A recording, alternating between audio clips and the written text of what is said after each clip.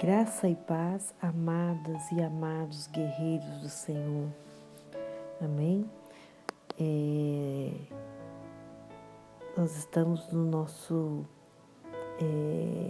estudo que o Espírito Santo colocou no nosso coração a respeito de restauração, né? E hoje para falar um pouquinho de restauração, eu quero deixar um pouquinho aqui para vocês a respeito do profeta Oséias, né? A respeito do processo de restauração na vida do profeta Oséias. Lá em Oséias 3, qual que era a cena de Oséias 3 que diz, né? Que logo no início ali, que do versículo 1 diz: "E o Senhor disse-me, vai outra vez, ama uma mulher amada do seu amigo e adúltera, como o Senhor ama os filhos de Israel, embora eles olhem para outros deuses e amem os bolos de uvas." Minhas irmãs, meus amados, meus irmãos, a palavra diz ali que Gomer, ele trai o amor de Oséias e se entrega à prostituição. A sua esposa Gomer, ela trai o seu esposo se entregando à prostituição. E não me é possível dizer quanto tempo depois, mas a casa da prostituição, ela é colocada à venda como escrava. Assim diz a palavra. Então o Senhor Deus dá o quê? Uma ordem ao profeta para que ele vá à procura dela e que a compre novamente para si, né? Qual que é a intenção dele ali? A intenção é que Oséias seja o redentor, seja o que? O salvador de Gomer. O que é o redentor? Aquele que vai de novo, que vai ser o auxílio, que vai ser a proteção, que vai resgatar a vida de Gomer. De onde que? Do pecado, do engano, né? Que ela se deixou se dilubriar, se enganar, né? Qual o pecado? De servir a Baal, de servir a prostituição. Esse é um exemplo assim, bem em relação à casa de Israel também. A nação que, ali a palavra de Deus diz que a nação ela se prostituiu com outros deuses, né?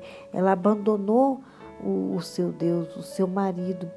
E o seu redentor seria quem? Seria o profeta, né? Contudo, Oséias, o que ele faz? Ele deveria o quê? Comprá-la novamente como seu marido. E o que a palavra de Deus nos diz? Que ele vai e compra ela, que é para ele adornar ela novamente, né? E assim como Jesus pagou um preço muito alto para nos restaurar, para nos buscar de novo da morte, nos livrar da morte, assim Deus instruiu ao profeta que fizesse o mesmo, né? Ele dá aquela ordem. O que foi a ordem de Deus? Lá no versículo 3, no capítulo 3, do versículo 1, aliás. E o Senhor disse: vá, trate novamente com amor sua mulher, apesar de ela ser amada por outro e ser adúltera. Ame-a como o Senhor ama ao israelita, apesar que eles se voltarem para outros deuses e se amarem aos bolos e agrados de uvas passadas. Deus dá uma ordem para ele, que é para ele ir de novo ao encontro dessa mulher, mesmo ela sendo adúltera, ela sendo pecadora, que era para ele agir de misericórdia com a vida dela. E todo o processo de restauração, a primeira coisa que Deus mais fala no nosso coração é isso, que nós devemos amar sem julgar, apesar de a pessoa ser pecadora, dela estar no pecado, no engano, que nós devemos o que? Amar.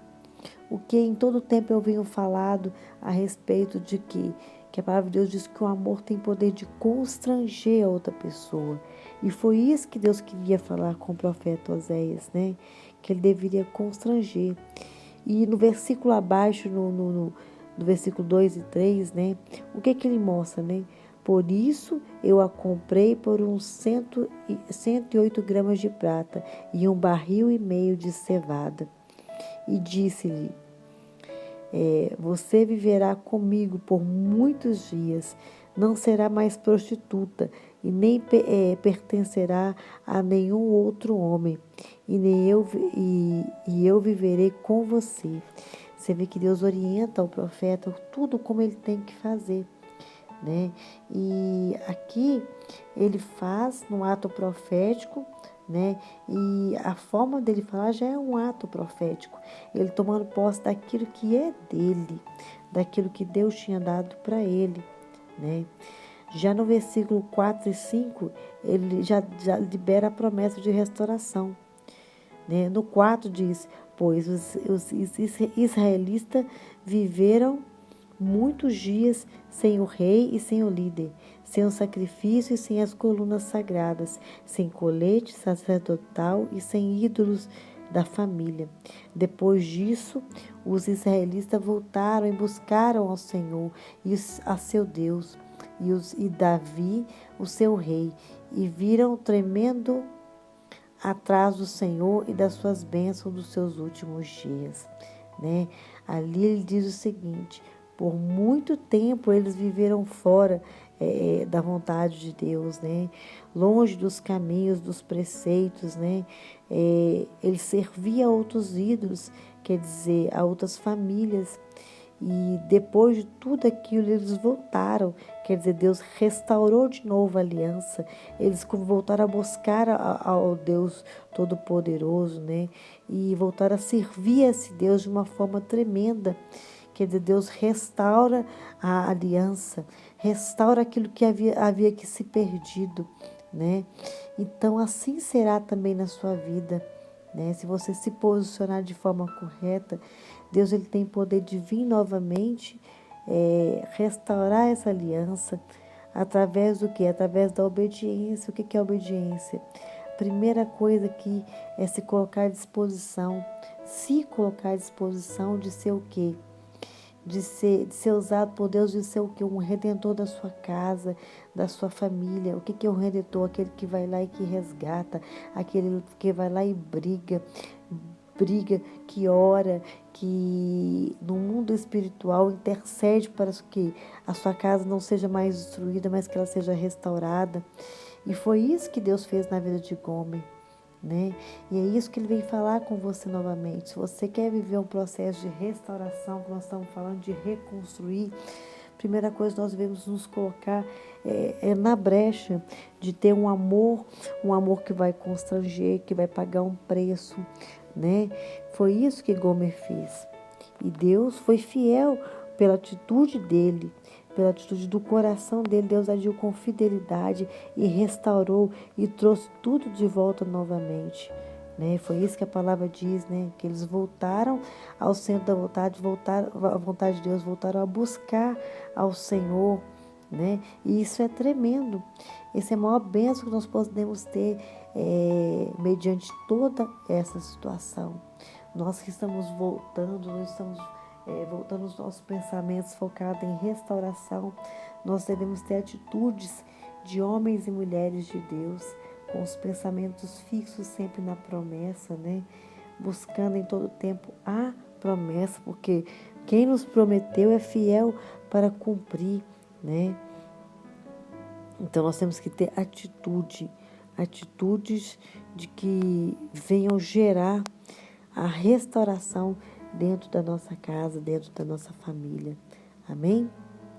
Feche os seus olhos nesse momento e vamos orar ao Senhor.